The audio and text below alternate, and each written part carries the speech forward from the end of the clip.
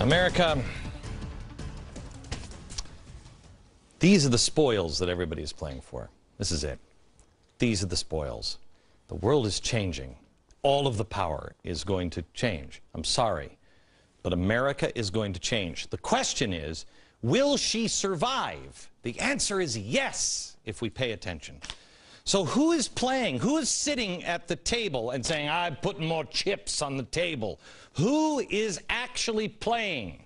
I contend the United States is not playing. The United States is being played. These are the players at the table, the real serious players. Everybody else is a clown. You have George Soros, you have Russia, China, and Islam. These are the players of the table. And if you look at each of these players, you will see they all have cards that they are holding. And you would say, if you just looked at their cards, who's going to win? Well, Soros, he is the ultimate capitalist. He has made billions of dollars, and he wants to slam the door shut on others. Now, I don't know if he even cares what the system is now. He just wants his own system, this open society thing. He has called for a new world order for years. Listen. You really need to bring China into the creation of a new world order, financial world order.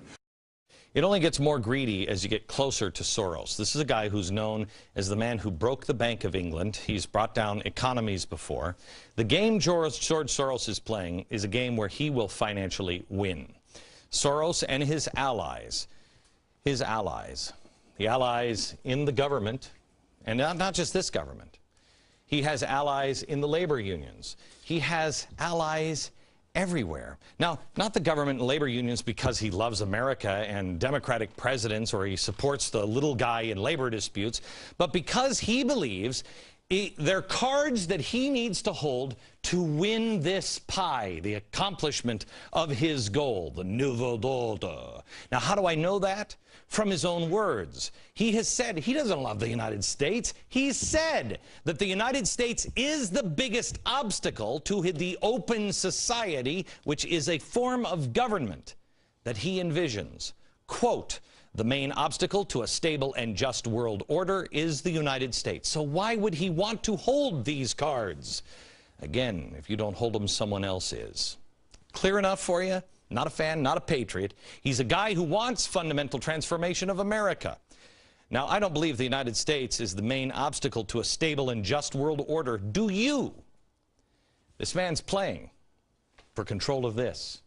But is anyone reporting, or does anybody care? I believe we have always been the great last hope for the world, and we still are. Okay.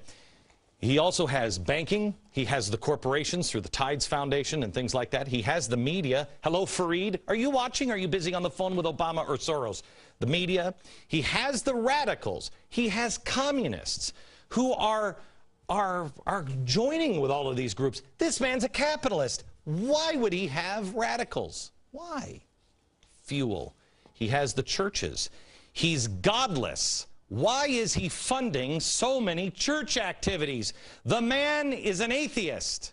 Doesn't make sense unless you understand he's playing for the world. Next player at the table is Russia. You have, with Russia, they've got a lot. Most Americans completely dismiss them as a nation that we needn't concern ourselves anymore. It's a non-threat. But Russia is using communist countries like Venezuela. They are also playing a wicked game, co-opting the Middle East. They know if the control of oil, if you control oil in Europe, you got Europe. That's why they are building pipelines all through Europe. Look who's been building alliances with Europe. With Russia. It's Turkey. Last year, the two agreed to build the first Turkey nuclear plant, a project worth $20 billion. We can't build one here, but Turkey can? Russia is building one. Russia is the biggest trading partner in Iran. They're helping Iran build one. We can't build one, but Iran is safe to have a nuclear power plant? Also, Russia and Venezuela. Last year, the two countries promised to strengthen their bilateral ties. Russia even says the communist country has acted like a real friend. Aren't they? Didn't we just announce on this program last week that they're also building missile platforms in Venezuela?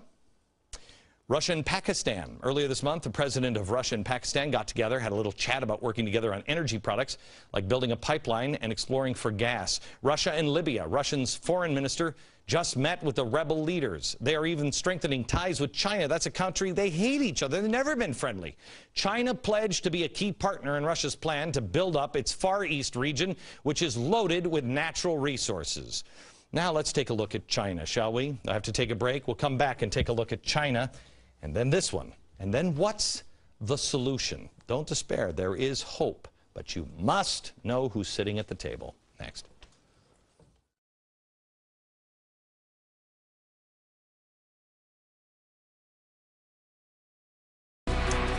Tonight, I just want to show you the world is being divvied up. And I want to show you who the players are sitting at the table. Think of this as a poker game. And everything is in. And winner takes all. At least that's what some hope. Soros, we already showed you. He wants a new world order. He's with the UN. He's with the banks. He's with the corporations. An atheist is giving millions to churches to help him on this new world order. He's got radicals, communists helping him. He's on his payroll. I'm sorry, laundered money from him. He's got all of that happening. Why? He's a capitalist. You have Russia, radicals, military, and energy. They're sitting at the table. They're holding some good cards here, and they've already got Europe by the throat. Then you have China. China is the obvious winner here. They have plenty of money, plenty of people. They have tech. They have resources. The military is about to take over. Think of this. They have 1.4 billion people in China alone. We have 310 million. India has 1.2 billion. Got it? China is just investing in gold. They have invested, they're buying, what is it, 10,000 tons of gold here in the next year. It's crazy what they're doing. They've got the resources. These guys, there are three players at the table here that have a lot in common. They're playing with fire. They're playing with radicals, radicals, radicals. These guys do not like an unstable world. They don't like it. They're slower, more methodical. They don't want to upset the apple cart because they have 1.4 billion people. That thing becomes unstable. It's chaos in China.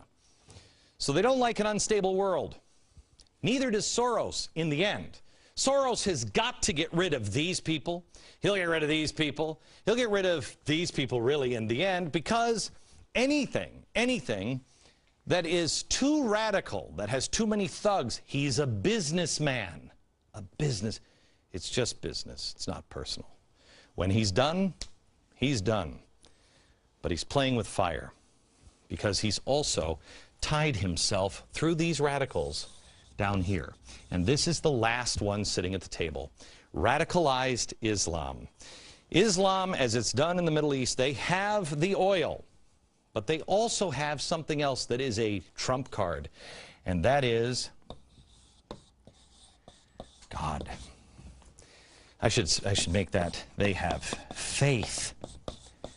They have faith on their side. They believe in something. George Soros, all of his minions, they only believe in money. Faith in God trumps money every time. And everybody that he has to rule, he rules over. Are you for George Soros's plan? Do you even know what his plan is? How about Russia? Russia, radicals, they have to, both of them in the end, have to have a thugocracy. China is a thugocracy. And Islam, the ultimate. Chop your head off in the Middle East if you disagree. It's not the same Islam here, gang.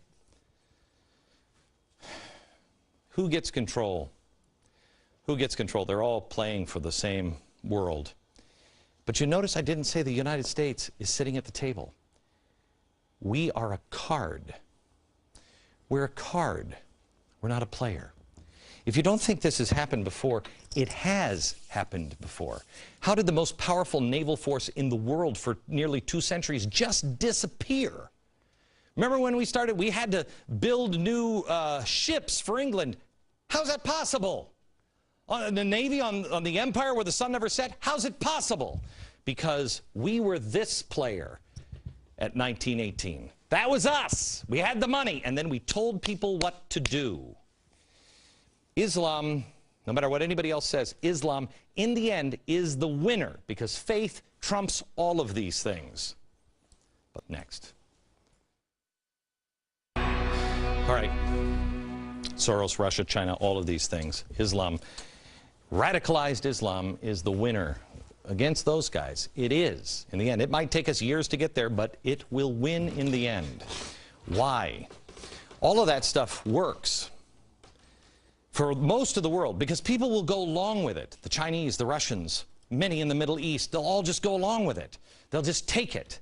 Even the Europeans will, but Americans won't.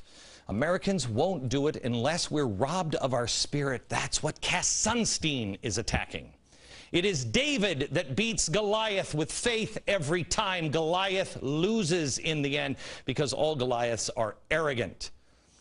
If we have firm reliance in the protection of divine providence, all you need is a tree and a rake. Because we had a tree, a rake, and a rifle in '76 when we were a collection of farmers and brought down the British Empire. We just have to hold on to firm reliance of the protection of divine providence and hold on. I'm telling you, gang, we must lock arms this summer to defeat the great powers of the earth and beyond that have aligned against us.